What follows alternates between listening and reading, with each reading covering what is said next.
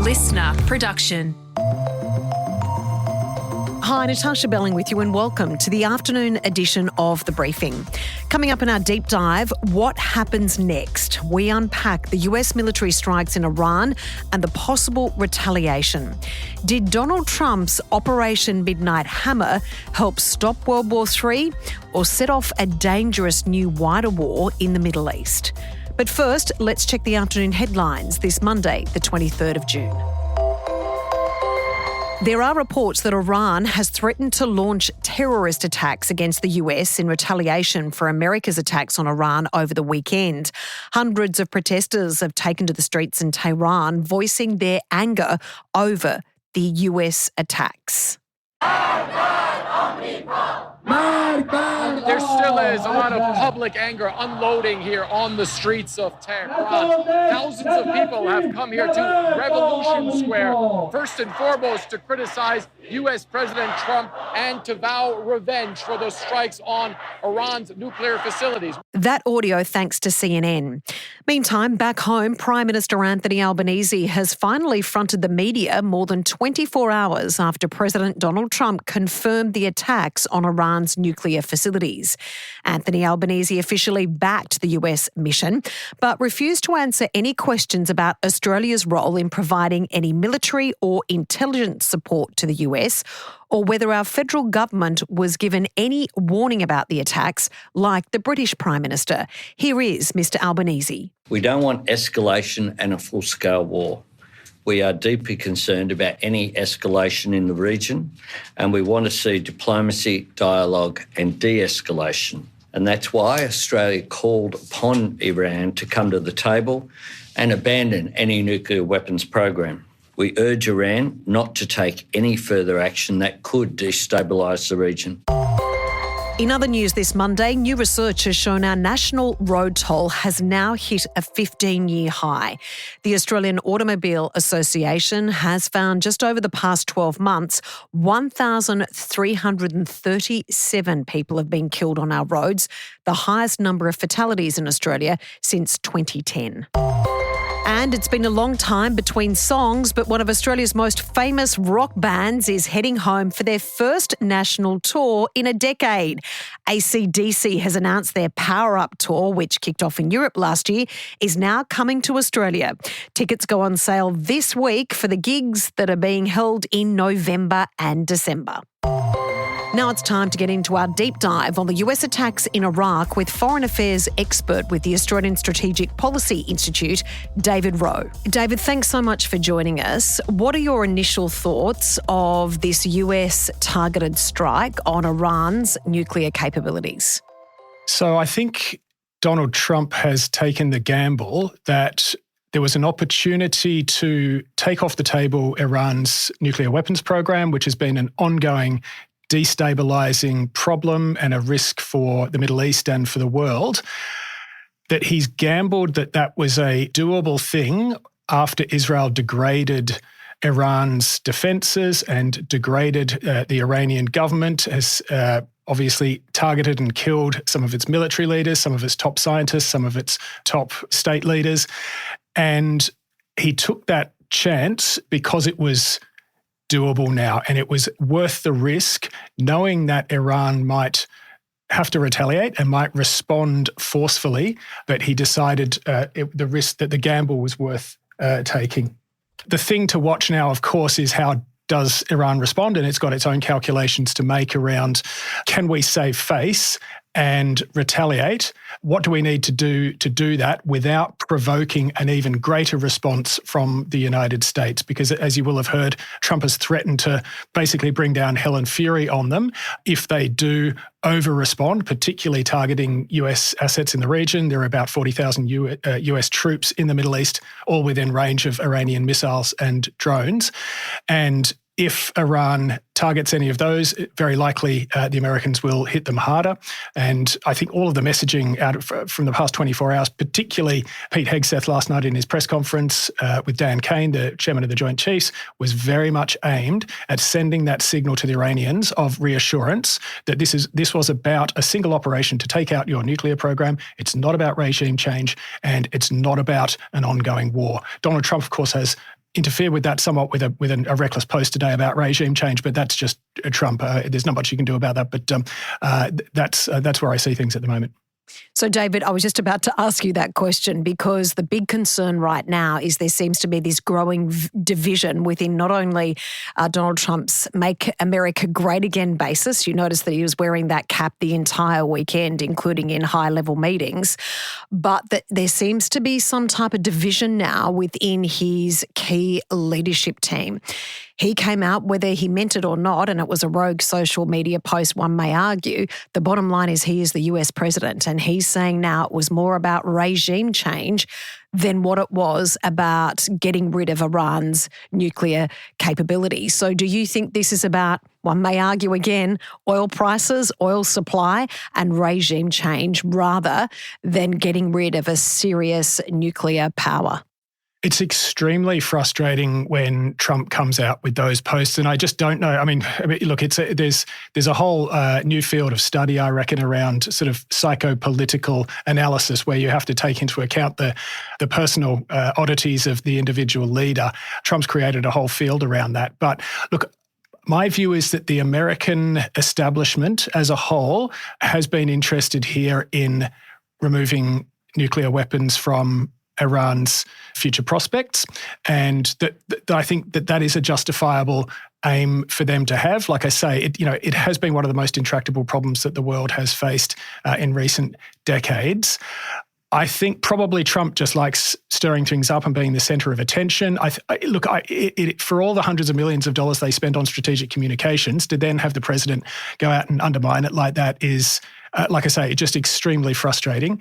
It's something that we've all just learned to live with Donald Trump. But I honestly don't think that when he does think about it clearly that he wants regime change. I'm quite confident that the American, what passes these days for a foreign policy establishment doesn't want regime change because they know that involves being drawn more heavily into a conflict with the country. I have no doubt that Israel would very happily see regime change just because in their minds nothing is going to be worse than the Ayatollahs, the clerics running the country and having ultimate power in the country. They would be happy to see that go. They think anything would probably be better than that. So I think Netanyahu is happy to see that happen.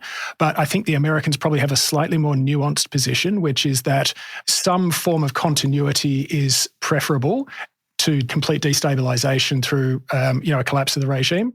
Changing a regime, of course, means going in, boots on the ground, and actually managing a transition from one form of government to another. It is just not on the table. And I think the wise people in the United States government understand that if you decapitate a government but don't make any plans for its replacement, then you're in an extremely risky situation. So I do honestly think that it's about removing the nuclear weapons element, but they have created risks for themselves that it will spiral from there, including a collapse of the Iranian regime and possibly something worse, possibly something better.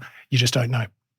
In regards to the other consequences of this very strategic military operation by the US with Iran's nuclear capabilities, everyone's asking the question, what action, if any, or how will Iran retaliate?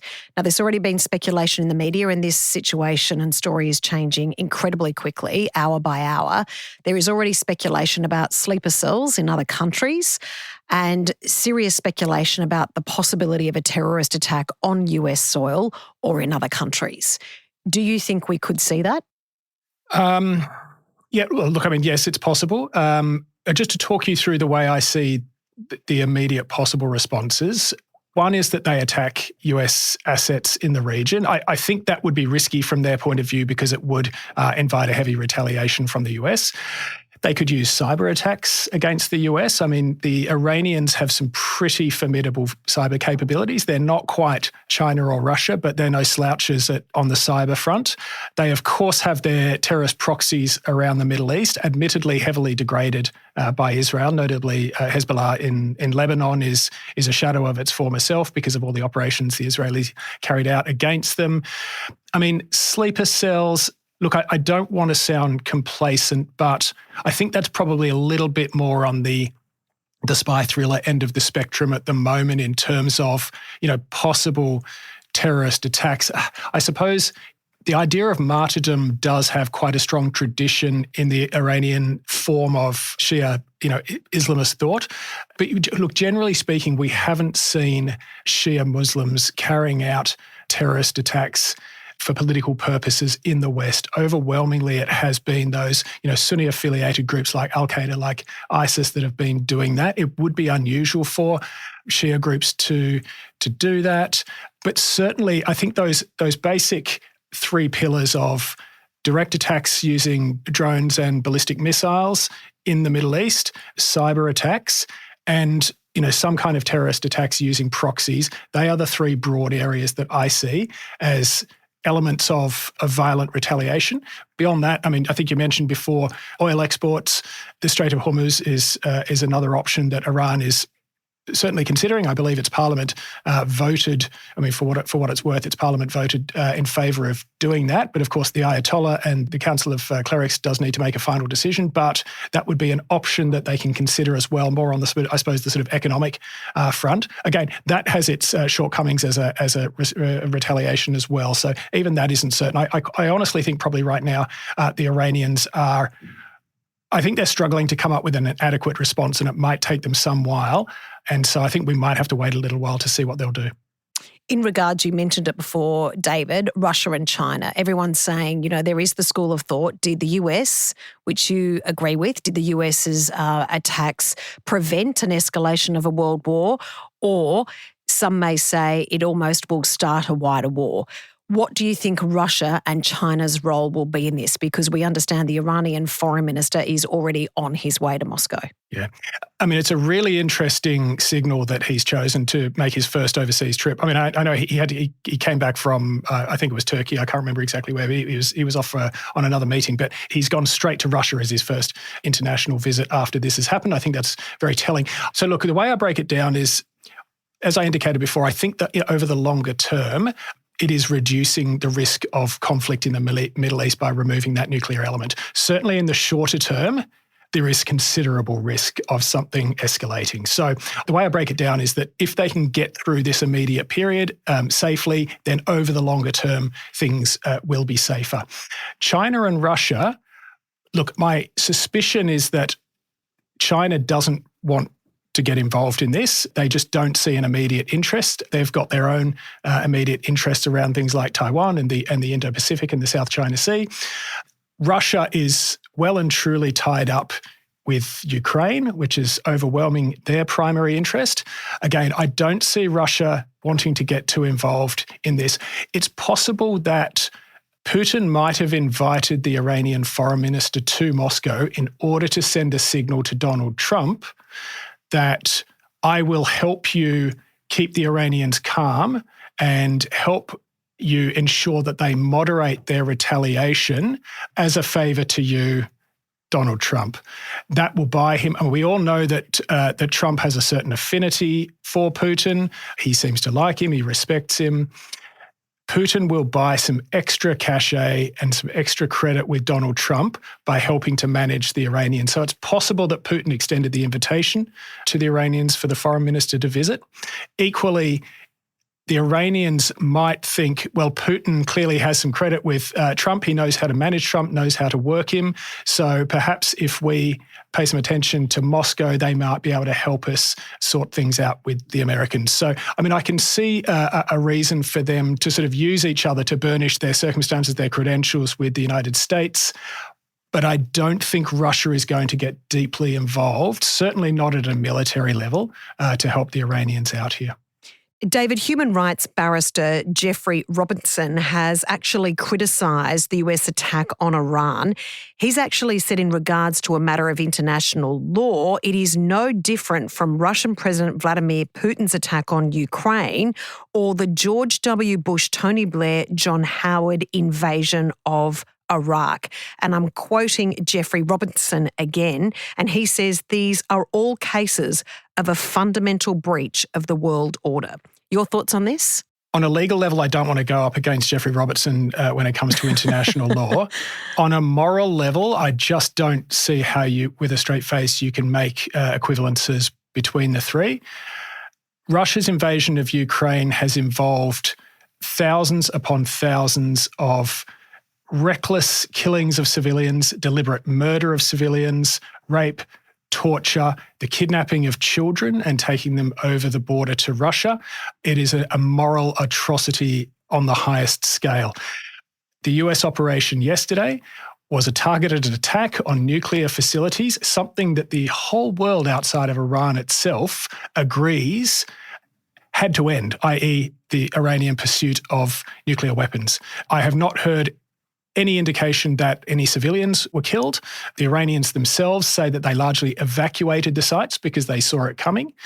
I just think on a moral level, there is no comparison. And I just hope that the law basically follows morality at some level. Otherwise, I don't know what the law is there for.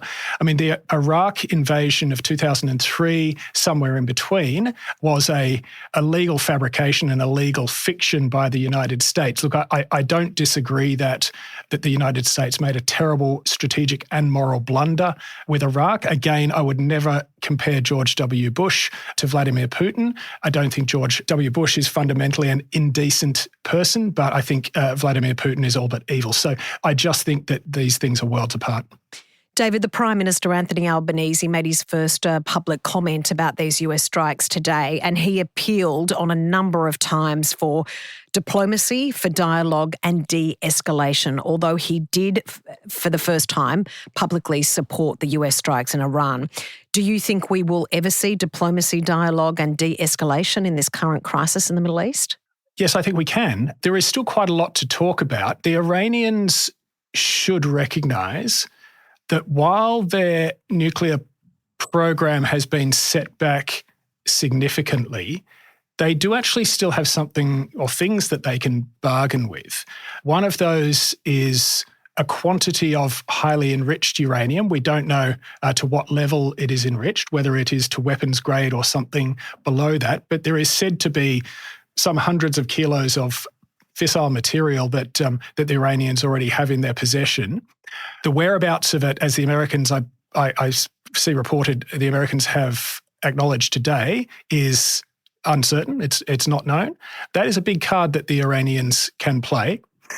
They can reduce their activities in the region through their terrorist proxies, start to step back. And look, if the Iranians can behave more like a responsible power in the Middle East, then they can actually have a very, very bright future ahead of them. And I think that's the message that needs to be conveyed to Iran, the nation. How much it resonates with the Ayatollah, with the Iranian Revolutionary Guard, remains to be seen. I think they are probably pretty deaf to those arguments because, like every autocratic and authoritarian regime, their primary interest is their own survival, not the prosperity and the survival of their people.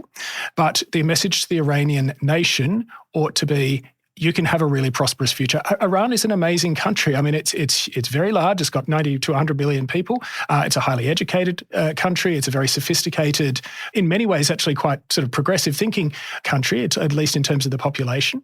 And it's very young as well. I mean, demographically, it's a very young country. And it has enormous oil reserves. Now, obviously, the energy transition that the world's going through will mean that they'll need to develop beyond that. But for the time being, they have a massive national income potential in terms of their oil reserves. So, they should have a bright future ahead of them. And I think that's something that ought to be discussed as part of the negotiations going forward. I can see the prospect now, if the Americans can properly handle this, to actually bring the Iranian government to the table and try to work this through. Let's hope so. We appreciate you joining us today. Thank you so much, David. Thanks, Natasha. That was David Wroe, Senior Fellow at the Australian Strategic Policy Institute. And that's it for this episode of the afternoon edition of The Briefing. We'd love you to subscribe or follow us on Instagram at The Briefing Podcast. I'm Natarsha Belling. Thanks for your company.